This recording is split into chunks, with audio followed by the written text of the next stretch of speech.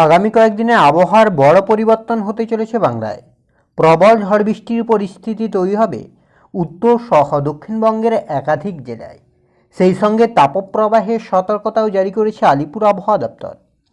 আবহাওয়া দপ্তরের পূর্বাভাস অনুযায়ী আগামীকাল থেকে তাপপ্রবাহের সম্ভাবনা থাকছে আপনার এদিকে পুরুলিয়া, বাঁকুড়া, ঝাড়গ্রাম, পশ্চিম মেদিনীপুর, এদিকে আপনার দুই বর্ধমান এবং মুর্শিদাবাদ জেলার বিস্তীর্ণ অঞ্চলে। সেই সঙ্গে উত্তরবঙ্গের দার্জিলিং, কালিম্পং, আলিপুরদুয়ার এবং কোচবিহারে বজ্রবিদ্যুৎ সহ ভারী থেকে অতি ভারী বৃষ্টির সম্ভাবনার কথা জানাচ্ছে আলিপুর আবহাওয়া দপ্তর।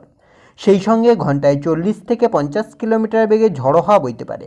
অন্যদিকে দক্ষিণবঙ্গের ক্ষেত্রেও কিন্তু আপনার ঘন্টায় 30 থেকে 40 কিলোমিটার বেগে ঝড়ো হাওয়া, সেই সঙ্গে হালকা থেকে মাঝারি বৃষ্টির পরিস্থিতি তৈরি হবে আগামী 3 থেকে 4 দিন, যদিও আপাতত ভারী বৃষ্টির কোনো সম্ভাবনা নেই।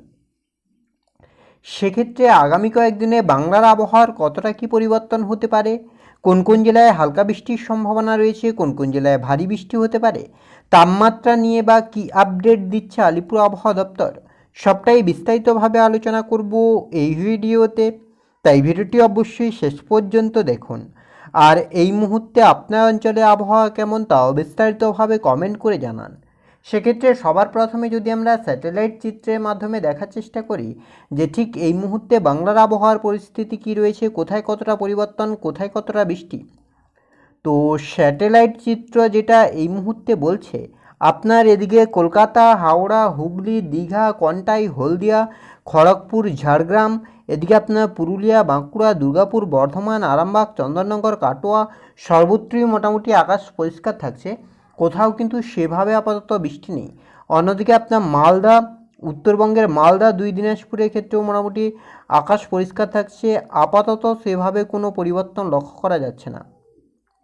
অন্যদিকে আপনার এদিকে আপনার দার্জিলিং, কালিম্পং, আলিপুরদুয়ার, কোচবিহারের ক্ষেত্রেও আপাতত আকাশ পরিষ্কার, তবে দার্জিলিং, কালিম্পংয়ের ক্ষেত্রে হালকা বৃষ্টি হতে পারে, রাতের দিকে একটা বৃষ্টির সম্ভাবনা সবথেকে বেশি থাকছে।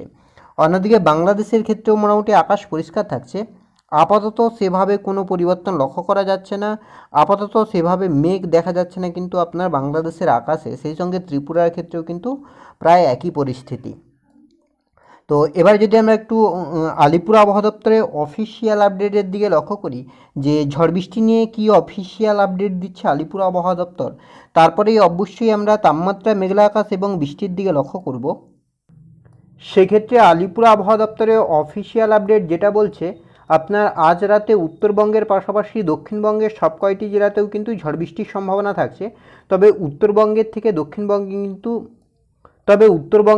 দক্ষিণবঙ্গে ঝড়ের দাপট কম থাকবে। আগামীকালকের দিকে যদি আমরা লক্ষ্য করি সেক্ষেত্রে আগামীকাল কিন্তু তাপপ্রবাহ থাকছে, তাছাড়া আপনার দার্জিলিং, কালিম্পং, আলিপুরদুয়ার, কোচবিহার আর আপনার এদিকে উত্তর দিনাজপুরের ক্ষেত্রে কিন্তু বজ্রবিদ্যুৎ সহ ভারী বৃষ্টির সম্ভাবনা থাকছে, সেই সঙ্গে কিন্তু ঘন্টায় 40 থেকে 50 কিলোমিটার বেগে ঝড়ো হাওয়া বইতে পারে।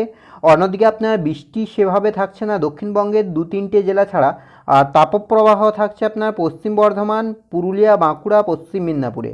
আর 7 তারিখের দিকে যদি আমরা লক্ষ্য করি 7 তারিখের ক্ষেত্রেও কিন্তু উত্তরবঙ্গের 5 জেলাতে ভারী বৃষ্টির সম্ভাবনার কথা জানাচ্ছে আলিপুর আবহাওয়া দপ্তর, তবে উত্তরবঙ্গের বাকি 3 জেলাতে সেভাবে বৃষ্টি নেই। দক্ষিণবঙ্গের ক্ষেত্রে কিন্তু কোথাও বৃষ্টি নেই, তবে আপনার যেটা হচ্ছে বীরভূম, পশ্চিম বর্ধমান, পুরুলিয়া, বাঁকুড়া, ঝাড়গ্রামে কিন্তু তাপপ্রবাহ চলবে বলে এমনটাই আপডেট দিচ্ছে আলিপুর আবহাওয়া দপ্তর। 8, 9, 10-এর দিকে কিন্তু এই তাপপ্রবাহ আরও বাড়বে, সেই সঙ্গে কিন্তু ঝড় বৃষ্টির পরিস্থিতিও তৈরি হবে। ক্ষেত্রে 9 তারিখ নাগাদ কিন্তু দেখতে পাচ্ছেন উত্তরবঙ্গের কেবলমাত্র আলিপুরদুয়ার, কোচবিহারে বৃষ্টি, বাকি আপনার বাংলার কোথাও বৃষ্টি নেই, তবে বীরভূম, পশ্চিম বর্ধমান, পূর্ব বর্ধমান, পুরুলিয়া, বাঁকুড়া, পশ্চিম মেদিনীপুর এবং ঝাড়গ্রামে তাপপ্রবাহের সম্ভাবনা থাকছে। এবার যদি আমরা একটু উইন্ডির আপডেটের দিকে লক্ষ্য করি যে উইন্ডির আপডেট কী বলছে, সেক্ষেত্রে যদি আমরা মেঘলা আকাশের দিকে লক্ষ্য করি যে আগামীকাল কোথায় কতটা মেঘলা হতে পারে আকাশ, বৃষ্টির পরিস্থিতি কী হচ্ছে, তো আগামীকালকের ক্ষেত্রে মোটামুটি আকাশ পরিষ্কার থাকছে, সেভাবে আপাতত মেঘ নেই দক্ষিণবঙ্গের ক্ষেত্রে, তবে উত্তরবঙ্গের মালদা, দুই দিনাজপুর এবং হিমালয়ের পাদদেশ সংলগ্ন 5 জেলাতে কিন্তু গভীরভাবে মেঘলা আকাশ থাকছে। অন্যদিকে বাংলাদেশের রাংপুর, ময়মনসিংহ, সিলেট, রাজশাহীর কিছু অংশ এগুলোতে কিন্তু মেঘলা আকাশ থাকছে। ত্রিপুরার ক্ষেত্রে মেঘলা আকাশ, অসমের ক্ষেত্রেও কিন্তু মেঘলা আকাশ থাকছে। আগামীকাল বিকেলের দিকে যদি আমরা লক্ষ্য করি সেক্ষেত্রে উত্তরবঙ্গে একইভাবে মেঘলা থাকবে, তবে দক্ষিণবঙ্গের আকাশ পরিষ্কার। 7 তারিখের ক্ষেত্রেও কিন্তু উত্তরবঙ্গে মেঘলা আকাশ আর দক্ষিণবঙ্গের আকাশ পরিষ্কার। আর বজ্রবিদ্যুৎ সহ বৃষ্টির দিকে যদি আমরা লক্ষ্য করি যে বৃষ্টির কতটা কী সম্ভাবনা থাকছে, কী পরিস্থিতি তৈরি হচ্ছে, তো বৃষ্টির ক্ষেত্রে যেটা লক্ষ্য করা যাচ্ছে আপনার আজ রাতে 8টা-9টা নাগাদ সেক্ষেত্রে দক্ষিণবঙ্গ সহ উত্তরবঙ্গের আকাশ সম্পূর্ণভাবে পরিষ্কার থাকছে, কোথাও কিন্তু সেভাবে বৃষ্টি নেই। অন্যদিকে আপনার বাংলাদেশের ক্ষেত্রেও মোটামুটি আকাশ পরিষ্কার থাকছে, আপাতত সেভাবে ঝড় বৃষ্টির কোনো সম্ভাবনা নেই। বৃহস্পতিবার আপনার 6 তারিখ, সেক্ষেত্রেও কিন্তু আপনার সেভাবে আপাতত বৃষ্টির কোনো সম্ভাবনা নেই, মোটামুটি আকাশ পরিষ্কার থাকছে। বিকেলের দিকেও আপনার মোটামুটি আকাশ পরিষ্কার থাকছে, আপাতত সেভাবে বৃষ্টি নেই। তবে আপনার উত্তরবঙ্গের বিস্তীর্ণ অঞ্চলে কিন্তু আপনার মেঘলা আকাশ থাকবে, সেই সঙ্গে বজ্রবিদ্যুৎ সহ বৃষ্টির সম্ভাবনা থাকবে। 7 তারিখ আপনার শুক্রবার, সেক্ষেত্রেও কিন্তু আপনার একই পরিস্থিতি, আপাতত সেভাবে ঝড় বৃষ্টি নেই, কেবলমাত্র উত্তরবঙ্গে হবে আর বাংলাদেশের ময়মনসিংহ, সিলেটের বিস্তীর্ণ অঞ্চলে হচ্ছে। 8 তারিখের দিকেও মোটামুটি একই পরিস্থিতি, অর্থাৎ আলিপুর আবহাওয়া দপ্তরের অফিসিয়াল আপডেট আর উইন্ডির আপডেট মোটামুটি এক হয়ে যাচ্ছে।